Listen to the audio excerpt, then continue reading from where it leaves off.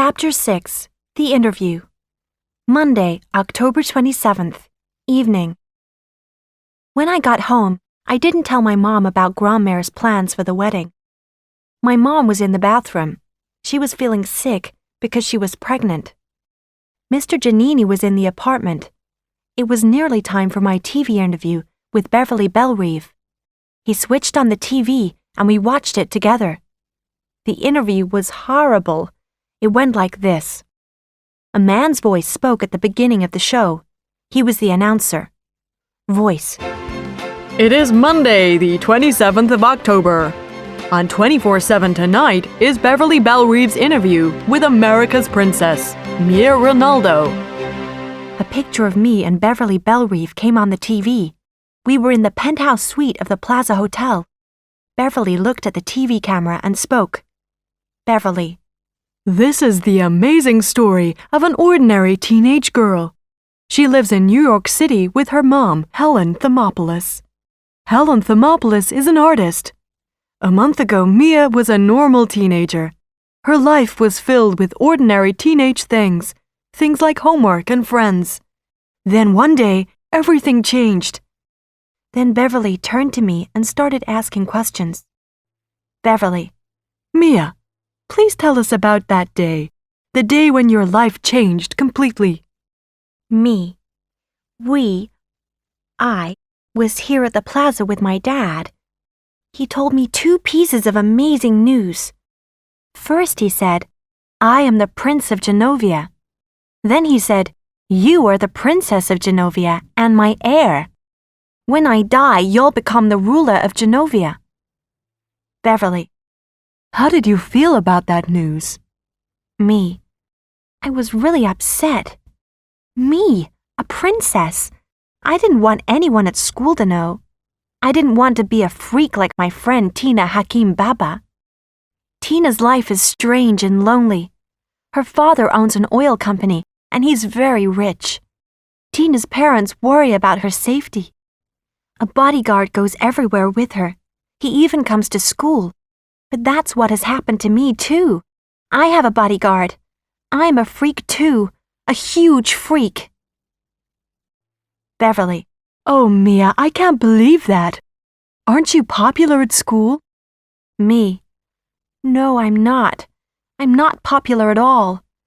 Only the jocks, the boys who are very good at sport, are popular in my school. And the cheerleaders, the girls who shout and cheer while the jocks play, are popular too. But the popular people aren't my friends. I never get invited to their parties. Those are the really cool parties. Everyone drinks beer and everyone makes out. Kisses. Beverly. Your grandmother, the Dowager Princess of Genovia, is helping you, isn't she? She's showing you how to be a princess. Me. Oh, yes. She's giving me princess classes after school. Beverly. Mia, you had some exciting news recently. Me. Oh, yes, I'm very excited. I've always wanted to be a big sister, but my mom and her boyfriend won't have a big wedding. At that moment, my mom came out of the bathroom. She looked at the TV. She heard what I was saying on the film. Her mouth opened in shock. I had told the whole of America her private business. We watched the rest of the TV show. As we watched, I became more and more embarrassed. The interview ended like this. Beverly.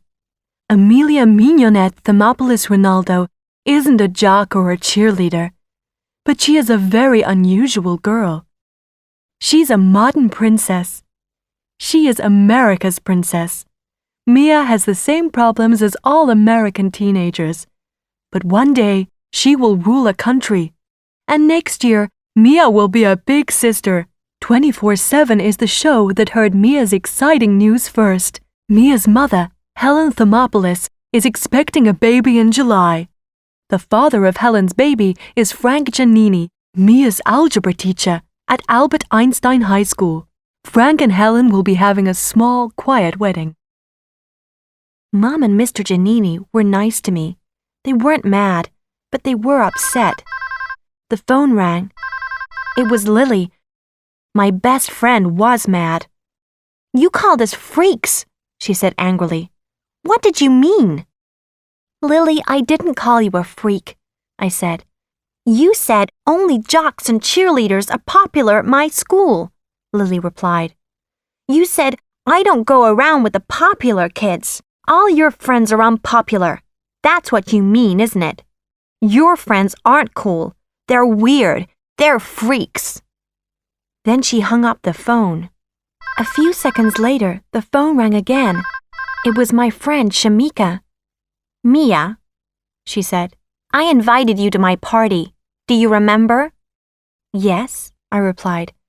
Well, my dad won't let me have a party now, said Shamika. My dad said, now parents of students at Albert Einstein know the truth. Mia Thermopolis has told us what happens at teenage parties in this area. Students have sex and drink beer at their parties. You can't have your party. Oh, Shamika, I said. I am so sorry. Shamika hung up the phone. The phone rang again. It was Tina Hakim Baba. Immediately I apologized to her. I'm sorry, Tina, I said.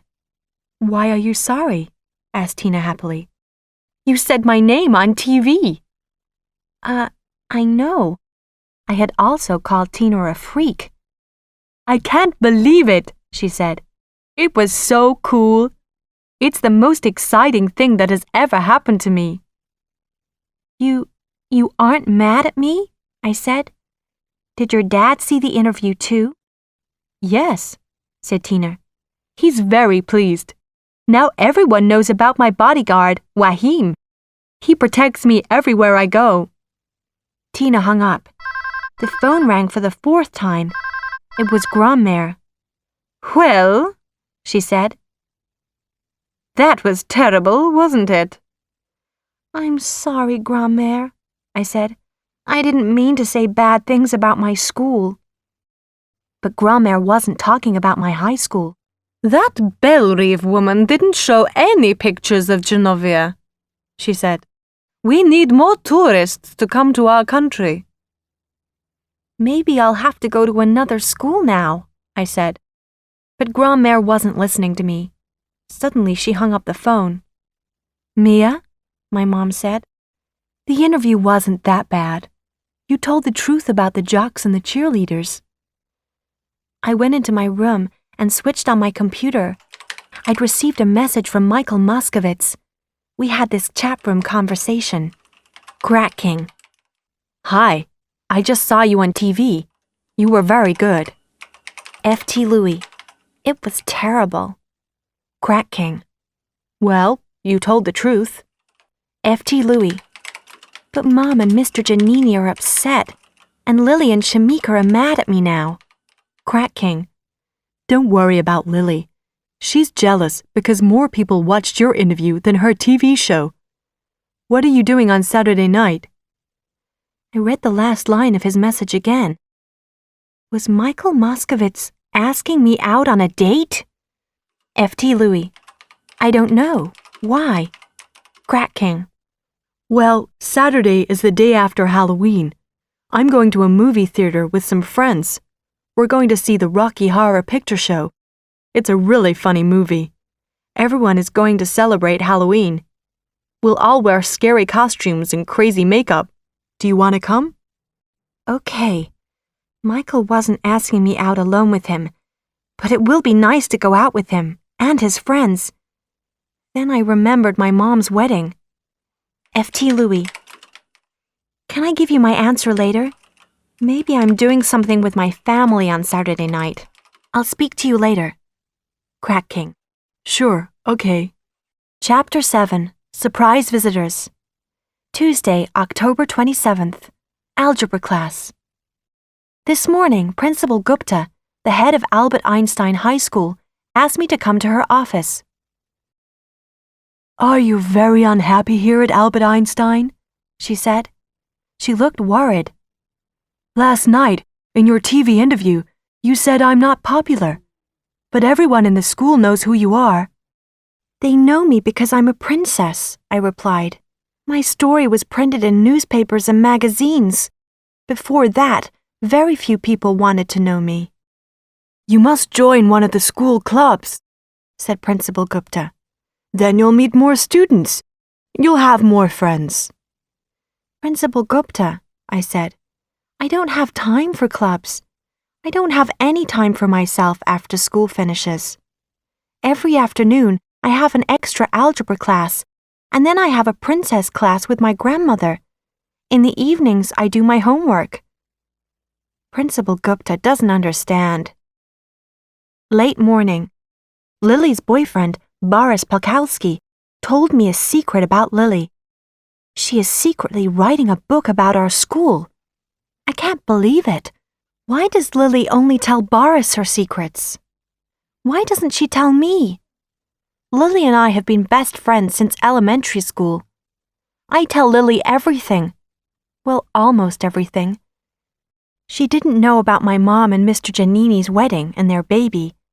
She doesn't know about my feelings for her brother. And she doesn't know about my secret admirer. But I tell her nearly everything else. Afternoon. Kenny, my partner in biology class, spoke to me after class today. Are you doing anything on Saturday night? He asked. I'm not sure, I replied. Maybe I'll be eating dinner with my family. Well, I'm going to see a movie, the Rocky Horror Picture Show, with some friends from the computer club, he said. Will you come too?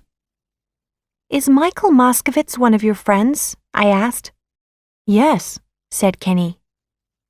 6 p.m. in the limousine. I'm with Lars. We're going back to the apartment.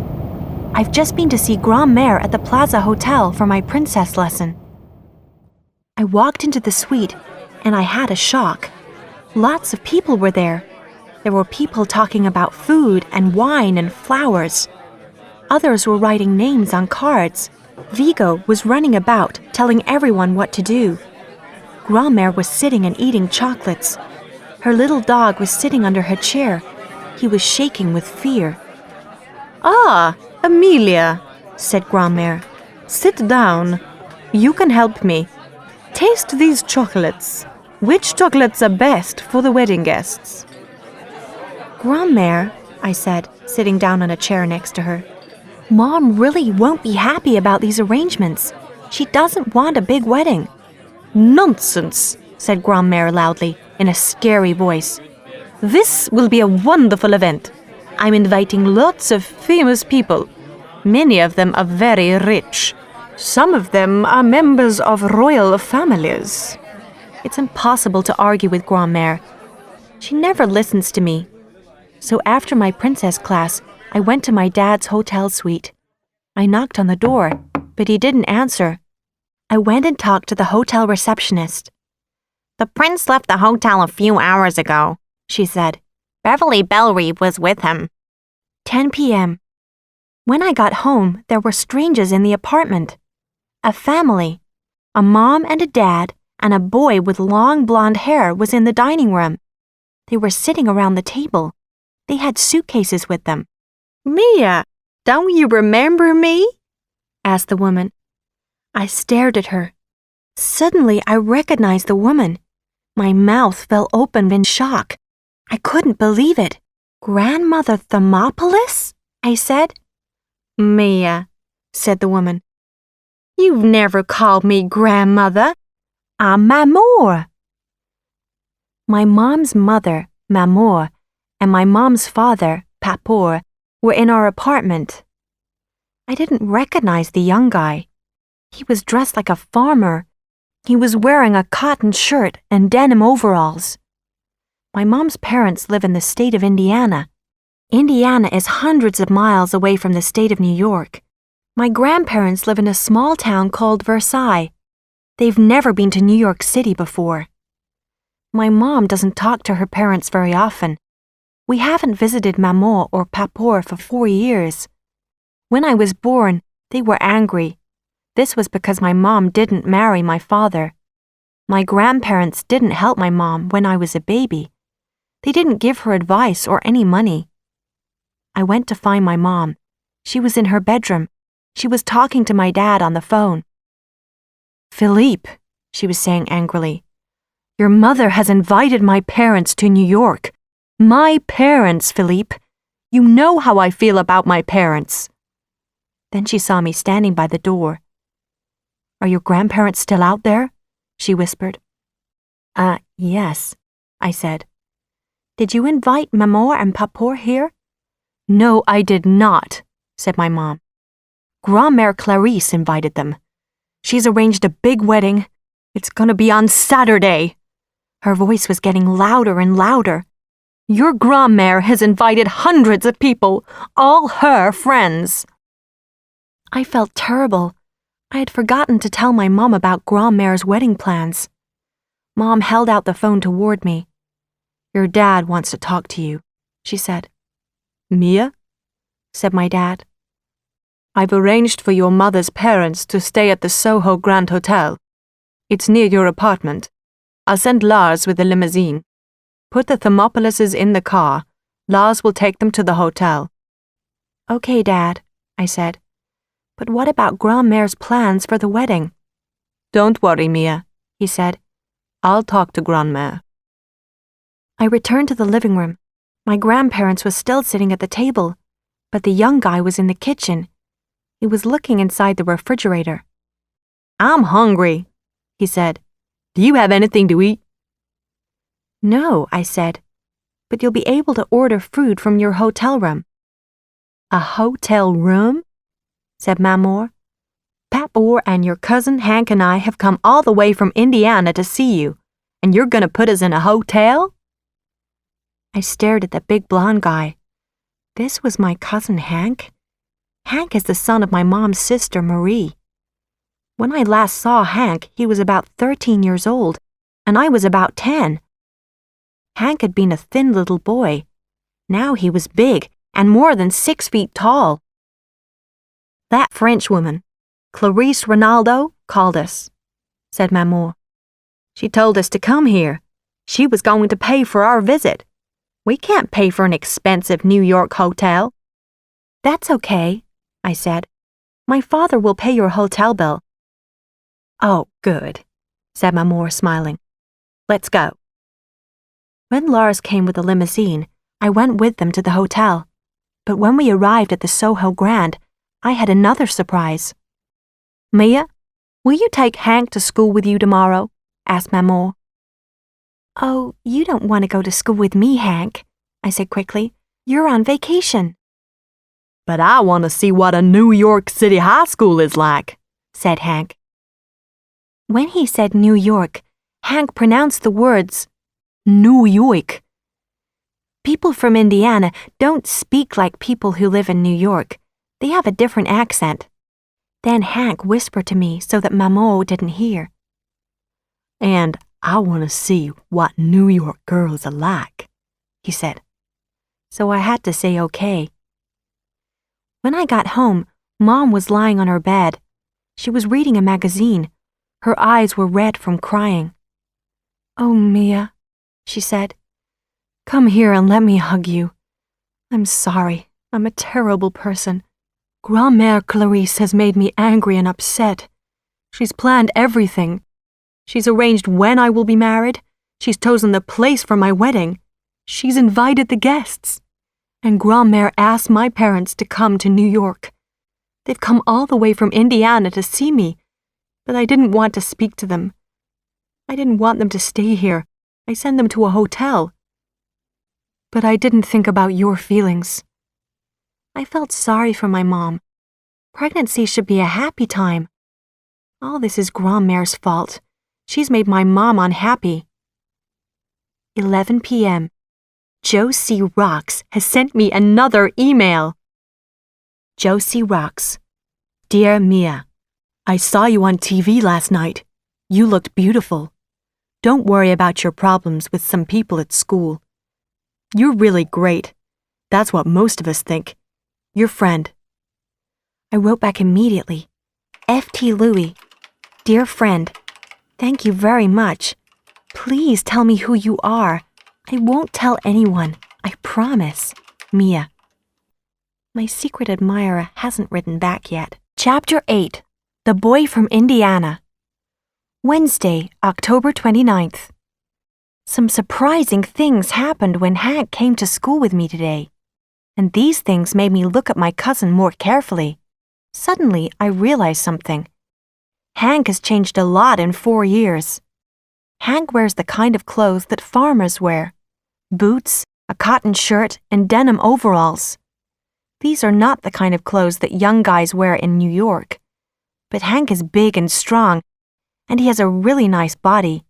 His hair is blonde, and his eyes are dark blue. In fact, Hank is gorgeous. All the girls stared at him as he walked through the school hall. "Who is that sexy guy?" they asked me. When Lana Weinberger first saw Hank, her eyes opened wide with surprise. "Who's your friend?" she asked me. "He's not my friend, he's my cousin," I replied. "Well, you can be my friend," Lana said to Hank. "Thanks," replied Hank. He looked down at Lana and smiled. But the biggest surprise of all was Lily. When she saw Hank, her mouth fell open and she couldn't speak. She just stared at him. Afternoon. I don't believe what has happened today. Lily and Hank have disappeared. Nobody knows where they are. Lily's boyfriend Boris is really worried. At lunch, Lily asked Hank lots of questions about his life in Indiana. "Do you have a girlfriend?" she asked. "No, I don't," said Hank. "I was dating a girl called Amber, but we broke up 2 weeks ago." Then Lily started telling Hank about New York.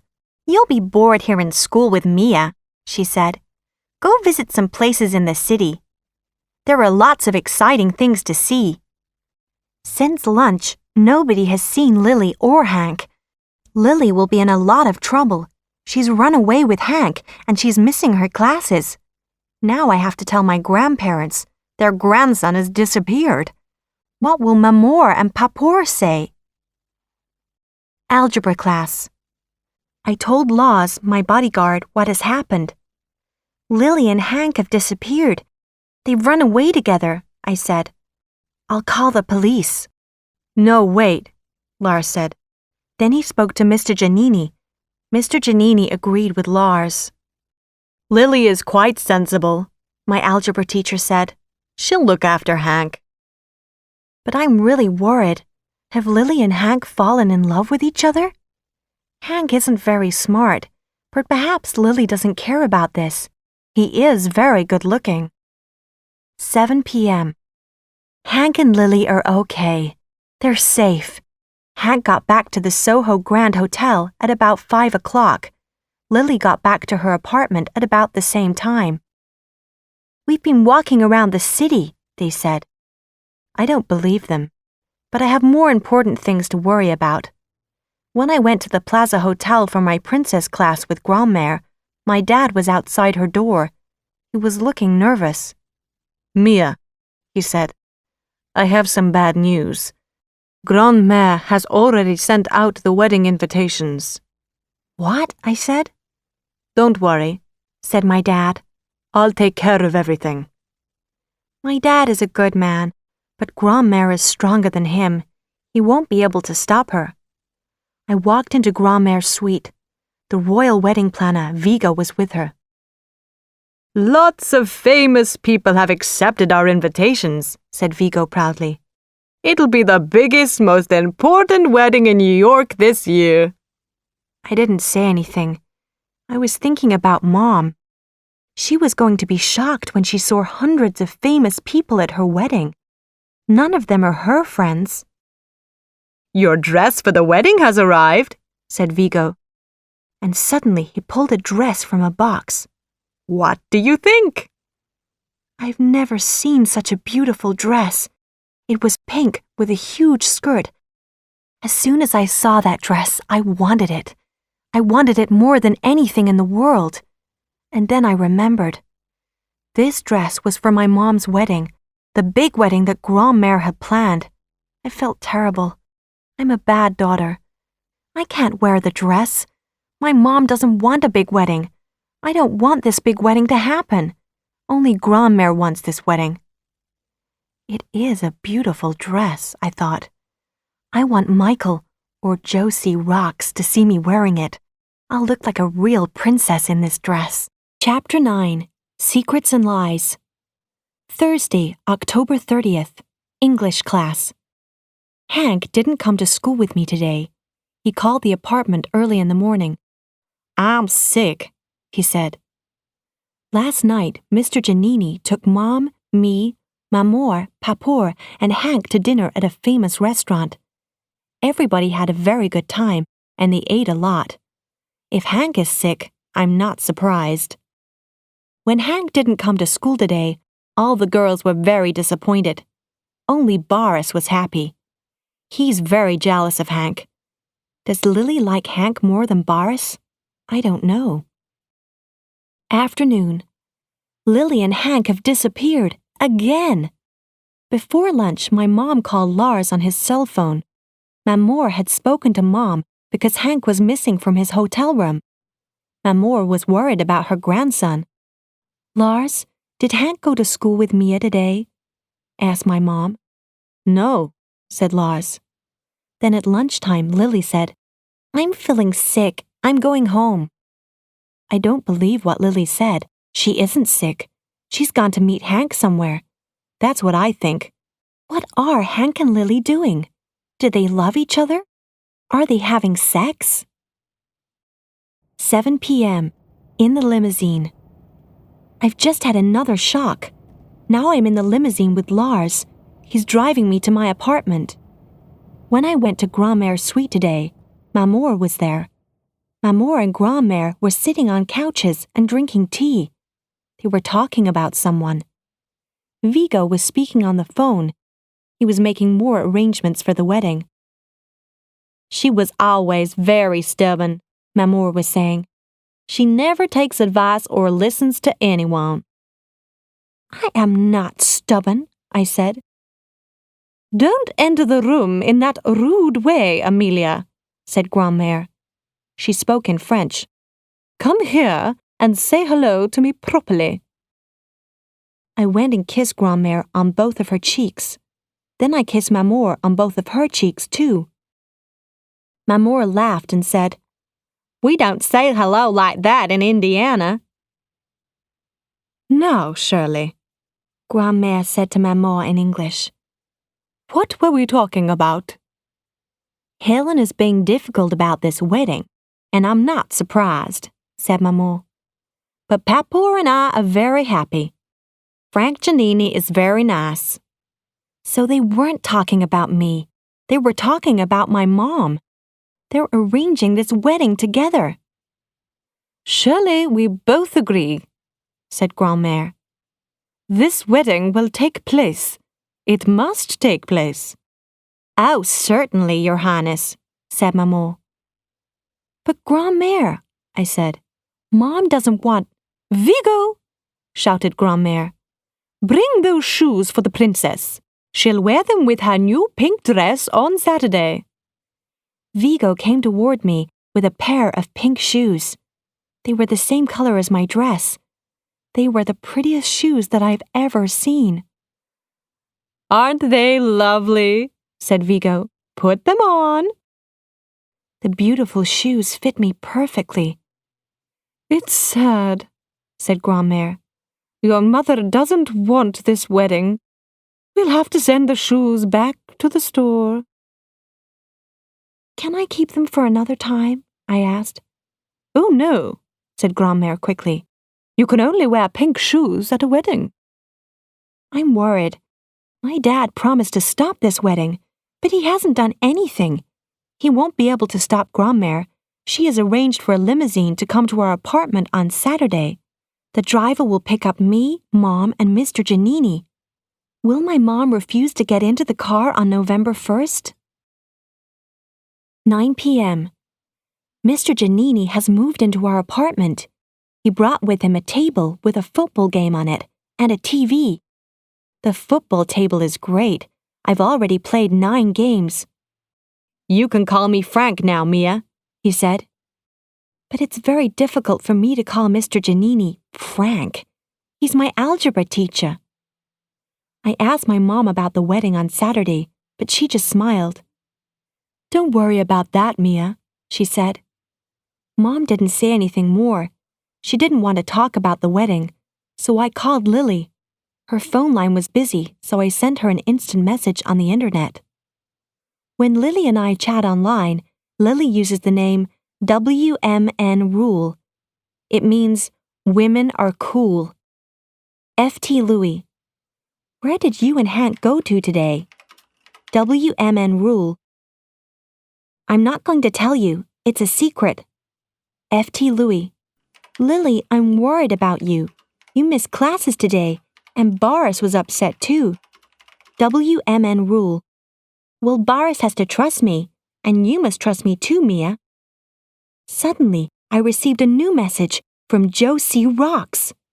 Josie Rocks. "Are you coming to see the Rocky Horror Show movie?" Josie Rocks is going to the Rocky Horror movie on Saturday. Michael is going to the Rocky Horror movie too. Michael must be Josie Rocks. I felt really happy and excited. I wanted to run around the room.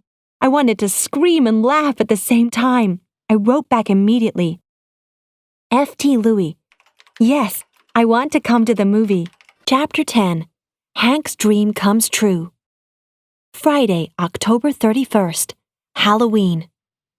I was completely wrong about Lily Moskovitz. At lunch, I found out the truth about her and Hank.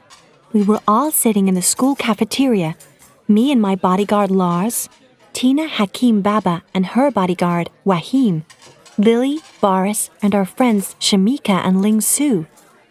Suddenly, someone walked up to our table. We looked up. A tall, very handsome young man was standing there. We all stared in surprise. It was Hank, but he looked very different. Everyone in the cafeteria stopped talking. They were all looking at him. Hank was wearing a black sweater, a long black leather coat, black jeans, and black boots. His blonde hair had been cut short. He looked like the actor Keanu Reeves in the film The Matrix. "Hello, Mia," said my cousin sitting down beside me. Hank's clothes were different, but his voice was different too. It was deeper.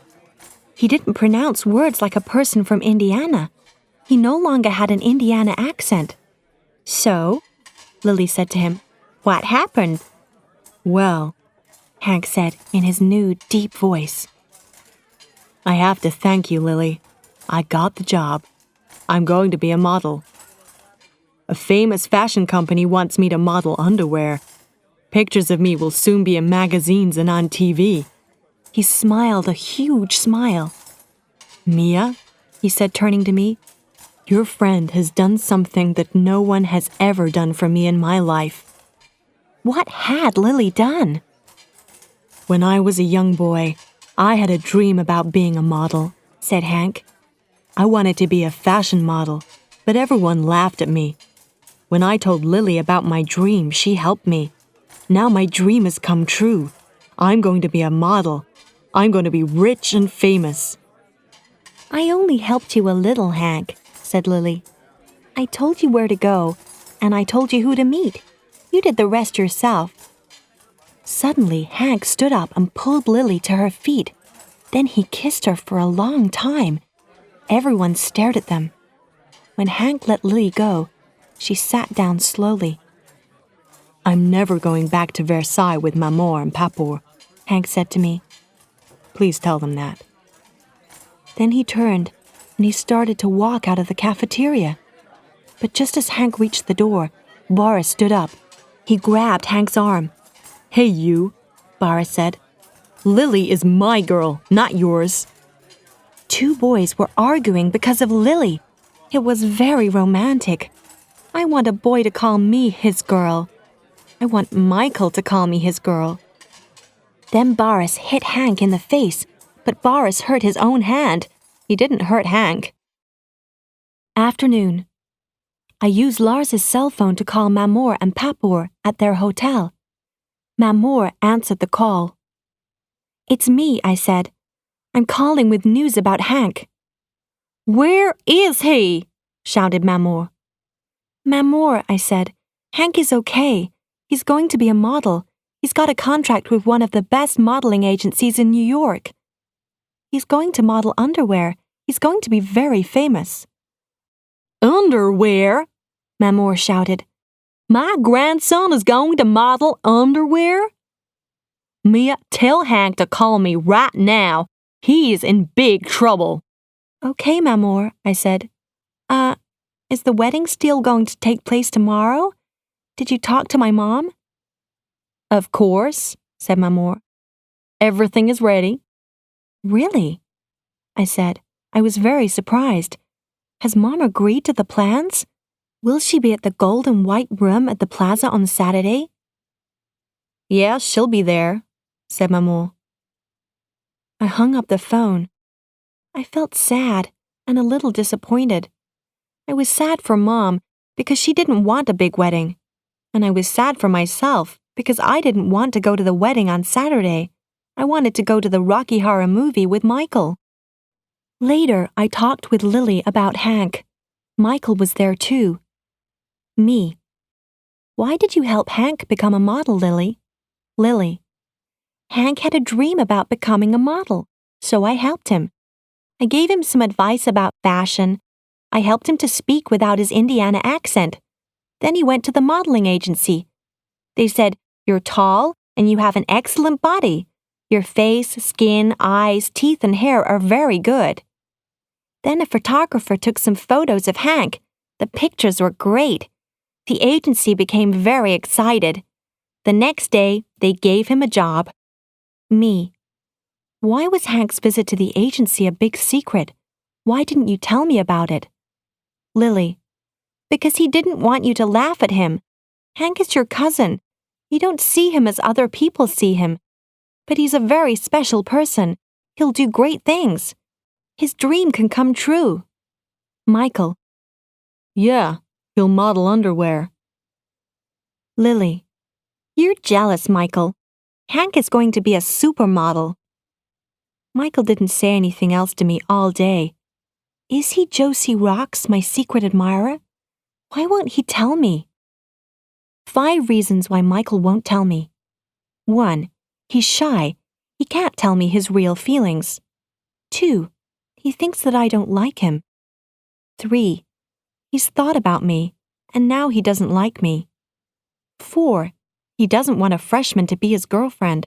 He's older than me. He's a senior. 5. He isn't Josie Rocks. Chapter 11. My Mom's Wedding Day. Saturday, November 1st, 7 p.m. The Plaza Hotel. It's been a very strange day. When I woke up this morning, the apartment was very quiet. I went to my mom's bedroom and knocked on the door, but nobody answered. So I opened the door and went inside. No one was there. A few minutes later, the phone rang. It was my dad. "Dad, Mom has disappeared," I said. "And Mr. Giannini isn't here either. Where are they?" Don't worry, Mia, said my dad. Your mother is okay. She's written you a letter. I have it here. You can have it at 8 o'clock tonight. But Dad, the wedding is at 8 o'clock tonight. I know, said my dad. I have to go now, Mia. No, Dad, wait. But my dad hung up the phone. Then it rang again. It was Grandmère. Are you and your mother ready? She asked. We're all going to the beauty salon. You have to get your hair and makeup done. Mom's left already, I said. Well, said Grandmère, the limousine is coming to your apartment at 10 o'clock to pick you up. When the limousine arrived, Grandmère was sitting in it with Mamour. Your mother has gone to another beauty salon, said Grandmère. Your father told me. We went to Grandmère's favorite beauty salon, Chez Paolo. We stayed there all day. When we left, our hair and makeup looked beautiful. Then we went back to the Plaza Hotel, and I put on my lovely pink dress and shoes. I'm sitting here in a little room, waiting for my mom. 9 p.m. My mom and Mr. Giannini are married. At 7:45, the wedding guests began to arrive at the white and gold room. Hundreds of famous people came. There were rock stars, millionaires, and film actors. There were members of royal families and beautiful models. At 8 o'clock, I asked my dad for my mom's letter. I read it, and then I had to sit down. I couldn't believe what I read. Then my dad went to the front of the room and made a speech to the guests. "Thank you all for coming here tonight," he said. "Unfortunately, the wedding will not take place this evening. This morning, Helen Thermopolis and Frank Giannini eloped. They flew to Mexico and got married secretly." Grandmère screamed and almost fell from her chair. Vigo ran to help her. "But please stay and have dinner with us," continued my dad. "There is lots of wonderful food and wine in the ballroom. And thank you again for coming." The guests were very surprised. They stood up and went into the ballroom. I read the letter from my mom again. "My dear Mia, you will be reading this letter at 8 o'clock. By that time, Frank and I will be married. I couldn't tell you our plans before. I didn't want your grandmother to ask you questions about us. You're a wonderful daughter, and you've helped me a lot during this crazy time. This new baby will be very lucky. He or she will have a wonderful big sister. Your loving Mom." I wasn't shocked by the news of Mom's secret marriage. It's very romantic. I was shocked because my father helped my mom and Mr. Giannini. And my dad stopped Grandmère's plans. My dad has always been frightened of Grandmère. I went up to my father and put my arms around him. I hugged him tightly. "You did it, Dad," I said, laughing. "Grandmère will be really mad when she knows the truth." "Why are you surprised, Mia?" he said. "I'm not frightened of my mother. She isn't as bad as you think." Just then, Vigo came over to us. "Your Highness," he said to my dad, "your mother, the Dowager Princess Clarice, is in her hotel suite. She won't come out. She's upset and embarrassed." My dad and I went up to my grandmère's penthouse suite. My dad knocked on the door. "Mother," he called, "it's Philippe. Please open this door at once." There was no reply. "Dad," I said quietly, "let me speak to her." "Grandmère, it's me, Mia," I called through the door. "Mom and Mr. Giannini eloped, and I'm really sorry, but Mom didn't want this big wedding. I told you that." Still there was no reply. "Grandmère," I said, "you're not behaving like a princess. A princess must always be brave, even if things go wrong. You taught me that. A princess must never hide her face. Come down to the ballroom. Come to the party and speak to your guests." Suddenly the door opened and Grandmère came out. She was wearing a purple dress and she had jewels in her hair. "Of course I'm going back to the party," she said. "I had to put on more makeup. That's why I came up here." I looked at my dad and my dad looked at me. "Of course, Grandmère," I said. Then Grandmère did a surprising thing. She held my arm. Then I held my dad's arm. The three of us stood in the hallway, joined together. It was a very special moment. Sunday, November 2nd, 2 p.m. Everybody had a very good time at the party. Later in the evening, Hank arrived. Mamour and Papour were pleased to see him, and so were all the girls. He looked gorgeous. He even asked Grandmère to dance. At 10 o'clock, Lars's cell phone rang. It was my mom calling from Mexico. She and Mr. Giannini were drinking champagne on a beach. She was really happy. I talked to her quietly because I didn't want Grandmère to hear.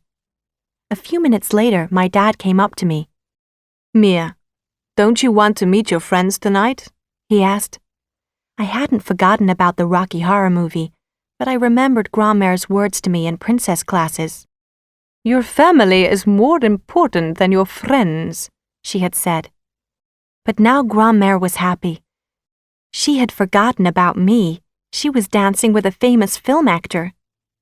"Yes," I said to my dad, "I do want to meet my friends." Well, you can go, he said. Lars drove me to the Rocky Horror movie theater. When we got there, we drove up and down the street looking for my friends. Suddenly, I saw Lily. Boris and Michael were with her. Kenny Showalter and Michael's other friends from the computer club were there too. They were all dressed in weird costumes. They looked like characters from horror films and ghost stories. I got out of the car and ran toward them. Michael stared at me. I don't have a horror costume, I said, looking down at my dress. I'm sorry. You look really, he said. Then he stopped. What was he going to say? Didn't I look okay? Did my dress look stupid? We sat and watched the movie. I was sitting in a seat between Michael and Kenny. Lars sat behind me. Michael didn't say much. Kenny tried to talk to me, but I was only thinking about Michael. I sat beside him in the dark, and it was wonderful. The movie lasted for 2 hours, and it was really good. Afterwards, we went to a cafe called Round the Clock. I sat between Michael and Kenny. Everyone talked very loudly. Suddenly, Kenny whispered something in my ear. Have you had any interesting mail lately? He asked. Then I realized the truth. Michael wasn't Josie Rocks. Kenny was my secret admirer. Kenny is a really nice boy and I like him, but he isn't as sexy and attractive as Michael Moskovitz. I looked at Kenny and I tried to smile. Oh, Kenny, I said. Are you Josie Rocks? Yes, said Kenny. Will you come on a date with me, Mia? I was very disappointed. Kenny is a good friend, but do I want him to be my boyfriend? No, I'm in love with Michael, but I didn't want to hurt Kenny's feelings. I spoke kindly and quietly to him. Okay, Kenny, I said. I'll go out with you. Kenny smiled and put his arm around my shoulders. Michael saw Kenny putting his arm around me and smiling. Suddenly, Michael stood up. There was a weird expression on his face. I'm tired, he said. Let's go home. What's wrong, Michael? Said Lily in a surprised voice. I'm tired too, I said. Lars, please can we go to the car? Mia, can I call you later? Asked Kenny. Lily looked at me. Then she looked at Kenny. Then she looked at Michael. Suddenly she stood up too. Come on, she said to Boris. It's time to go. Lily, Boris, Michael and I went in the limousine with Lars. Michael sat beside me in the car. He was silent and I felt terrible. Everything had gone wrong. At last we arrived at the Moskovitz's apartment. Suddenly Michael turned toward me. You look really nice in that dress, he said. I smiled at him. Suddenly I felt happy again. Now I'm sitting in Grand-Mère's suite at the Plaza Hotel. Maybe things aren't so bad. Soon I'm going to have a new baby brother or sister. And I've got a really nice new stepfather, Mr. Giannini. Kenny called at midday. I'm going to see a Japanese movie with him at 4 o'clock. After that, I'm going to Lily's place. I'm going to spend the night there. We're going to watch a video of my favorite movie, Dirty Dancing. Yesterday was a special experience. Maybe I'll see Michael at breakfast tomorrow morning. That will be better than anything.